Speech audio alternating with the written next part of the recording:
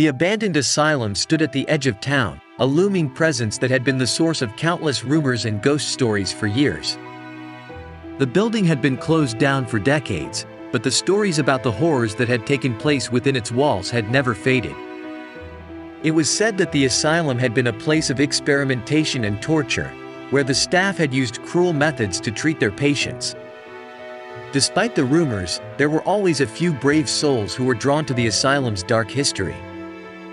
One such person was Jack, a young man who had always been fascinated by the macabre.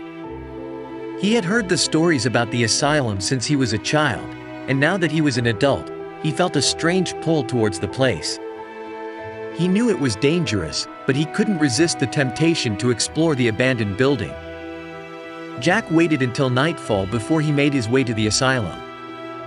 He brought a flashlight and a small bag with some snacks and water, just in case he got trapped inside. The building was even more eerie in the darkness, and Jack felt a shiver run down his spine as he approached the front entrance. The door was locked, but he found a loose board and pried it off with a bit of effort. The sound of the board cracking in the silence made him jump, but he convinced himself that it was just his nerves. The inside of the asylum was musty and dimly lit. Jack's flashlight barely illuminated the space in front of him, but he pressed on, eager to explore the depths of the building. As he made his way down the hallway, he heard strange noises coming from one of the rooms. At first, he thought it was just the wind, but as he got closer, he realized that it was the sound of someone crying. Jack hesitated for a moment before he pushed the door open. The room was empty except for a single bed and a small dresser. The crying had stopped, but Jack could feel a presence in the room. He moved closer to the bed and saw that there was a small, handwritten note on the pillow. "Get out, before it's too late." Jack's heart raced as he looked around the room. He didn't see anyone, but the feeling of being watched was overwhelming. He turned to leave, but the door wouldn't budge. He pushed and pulled, but it was like the door was sealed shut. That's when he heard footsteps.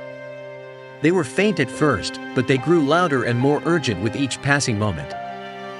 Jack couldn't see anyone, but he could hear the sound of someone running down the hallway towards him.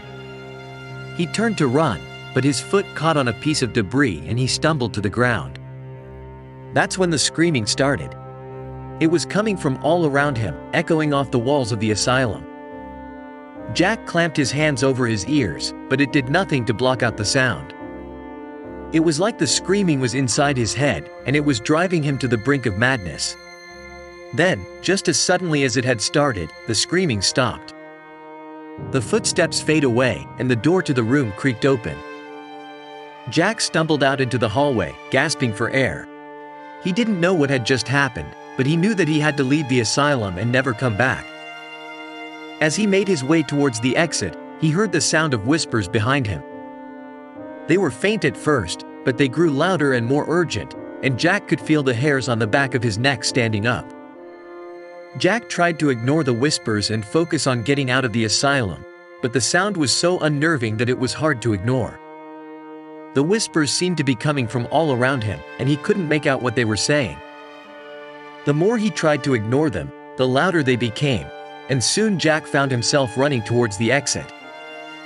He burst through the front door, gasping for air, and stumbled out into the darkness. The asylum loomed behind him, its dark silhouette against the night sky. Jack paused for a moment, trying to catch his breath, when he heard the sound of footsteps behind him. He turned around, but there was no one there. Suddenly, he felt a cold hand on his shoulder. He spun around, but there was no one there. The feeling of being watched was overwhelming, and Jack knew that he had to get as far away from the asylum as possible. As he ran down the road, he heard the sound of laughter behind him. It was a manic, insane laughter that chilled him to the bone. He didn't stop running until he was miles away from the asylum, and even then he could still hear the whispers in his head. The experience had shaken Jack to his core. He couldn't explain what had happened to him inside the asylum, but he knew that he never wanted to go back. The whispers stayed with him for weeks, haunting him even in his dreams.